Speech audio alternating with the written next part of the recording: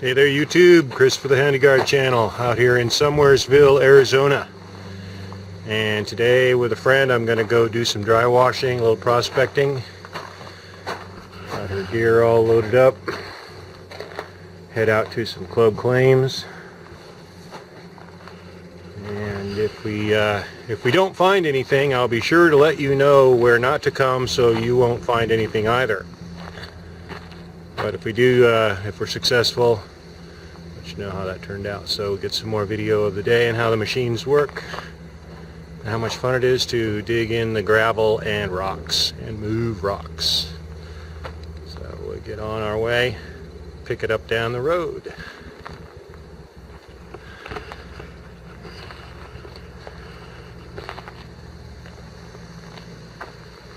Sun comes up over the mountain.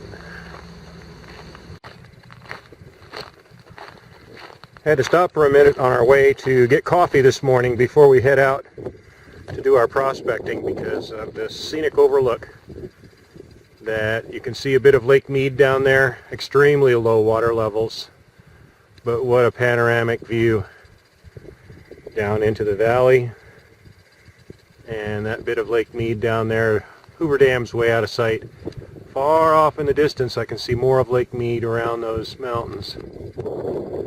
More spectacular Arizona countryside. So on we go down the road, get some coffee, go find some gold. The Handy Guard Gold adventure continues.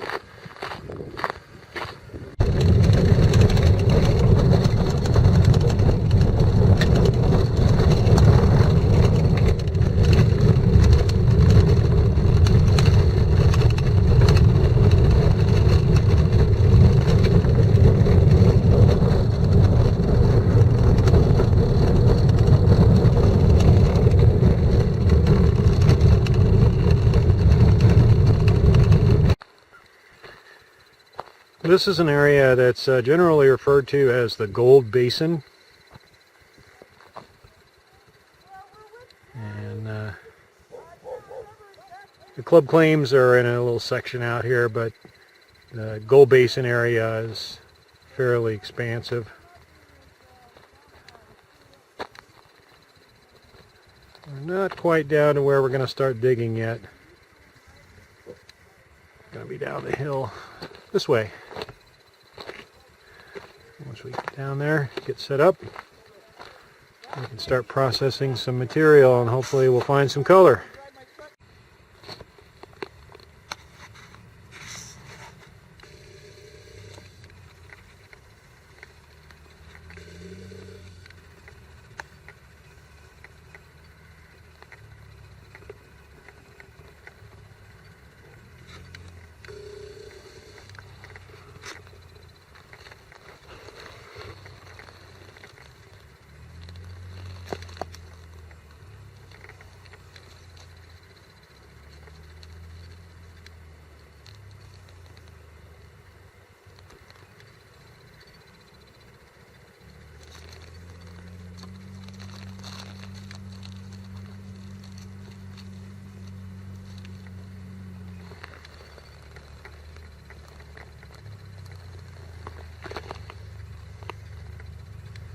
Name that beetle. George, Paul, Ringo, John, is that you?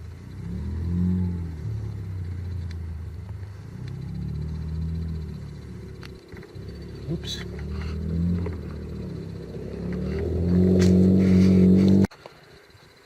First test pan. First sample pan. A couple of nice little specks. Yep. There's these ones. Yeah, that's just one shovel, so that's pretty promising. There you go. All right. Thank you, Gary. I think I'll actually give my pistol a violet, and then we'll have to split it up at the end. Find lots of that. Test that's pan, good. another little piece. Looks like we're in at least some sort of a promising layer. And here's an arrowhead too. No, no, it's not. I'm just kidding. Okay.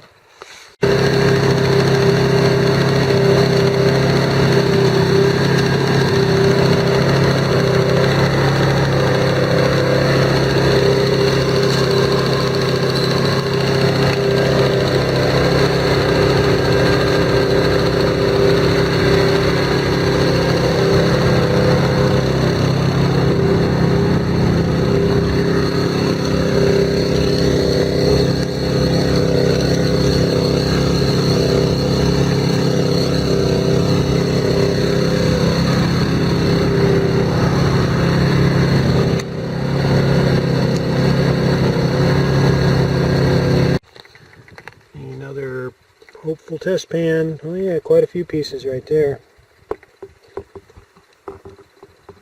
You just want to take pictures of just Few. one little scoop. A few more little pieces. And a test pan on our lunch break.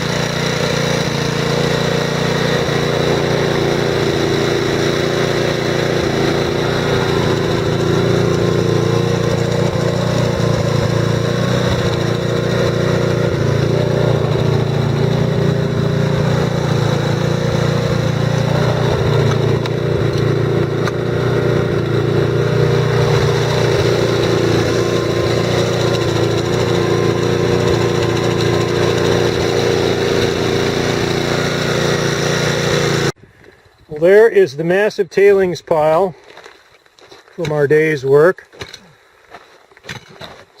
Small and large tailings, lots of hand cobbles thrown everywhere. Out of the way, we enlarged the hole quite a bit. So before we take it apart, I'm going to do a quick little video on the difference between the older model Keen 151 dry washer, which this is, and the newer model, which Gary over there has, which is the 151S model. So one of the differences is in the way the fan is constructed. We'll see the difference when we get over there and look at his. That's the fan with the offset counterweight that provides the shaking as well as the airflow from the fan itself. So it's puffing air up through this mesh as well as shaking it quite vigorously to get the material, which is dry, to travel over the riffles. And as it goes over each riffle, the heavier gold particles and pieces are trapped on the back side of the riffle, which is, if you know how to operate a water sluice or dredge, the riffles face the other way for water flow to go over, but in a dry washer they face this way to trap the gold underneath as everything migrates over each riffle. Okay, otherwise I think externally most of the framework is the same, but maybe Gary will give us a little look at his machine. He needs a break anyway. He can tell us a few of the differences. I see there's no lip here also. Yeah, they took the lip out.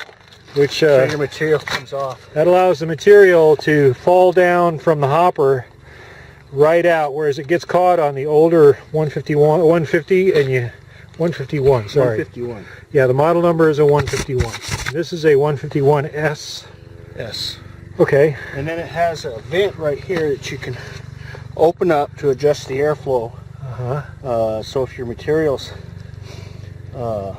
real light and you're pushing tons of making lots of dust, you can cut it down right there and adjust it to to the material you're putting in it. So what does that do? Bleed off some air Yeah. from the pump, from the fan? Makes it to where not as much air is going through your screens. screen, but you can run your motor at full RPMs so that you're vibrating the whole box as hard as you can all the time, because the vibration of this translates up to the hopper through these bumpers right here. Yeah, that's new. That's different. Now they've added a scrubber here, and the old ones, you'll notice, you always wear out that first area of screen right there. Yeah. And that's from all the rocks coming down and hitting it. So they got this, and it hits this, and then you've got these pegs here to kind of help break things help loose. break it up if you're in clay. Clumps. Yeah. Yeah. And It's like a little heavier duty spring and yeah. support. So What's the difference in the fan now? all right. It looks like a little heavier duty clip. The retainer clip is different. There's the fan right there. A lot yeah. bigger bearing, so it'll last longer, and it really shakes hard. And this is the offset counterweight, Yeah. and it's got a shroud around it. Yes, it has a Different. It has a shroud. I think Lisa's is plastic. The fan. She has an aluminum. Aluminum. Fan. Okay. Yeah. So then you got this screen right here, which or pad that would go in, and this pad is going to help even out the airflow and also create a static electricity in the air that helps capture the gold. This right here, then it has these areas here that block the airflow underneath each ripple. Now, is that different from the older model? I Or believe pretty much the same. I think the older model It has, didn't. it has blockers or no? I don't think it did. Okay. I don't know for sure. I'd have to go back and look at again, then- but I'm not going to take it out. You got this right here just to help even out the airflow even more. Yeah, a little different mesh. Yep. It's got square punch mesh Yep. instead of the other style, the older style. A little difference in price too, right? This one's about $300 more. Yeah. One other thing is the new ones come with a new motor. I really like this motor better. Is it a Honda like the old one? No. Okay, what Got is a it? Briggs and Stratton. All right, we got a Briggs. It's really lightweight, but you get an oil filter. Yeah. Okay. So you do your maintenance on it, and this thing should outlast that Honda Uh-huh. by a lot. So I guess we need to compare how much gold we got with how much gold you got. I got you beat. Okay. All right, thanks, Gary. Yep. Oh.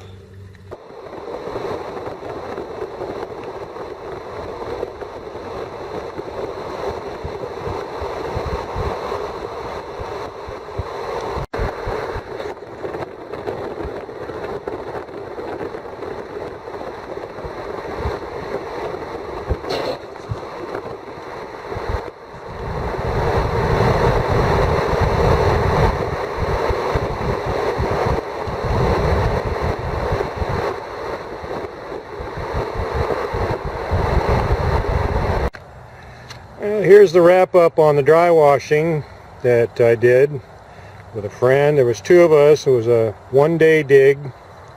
Kind of disappointing. That's all there is to it.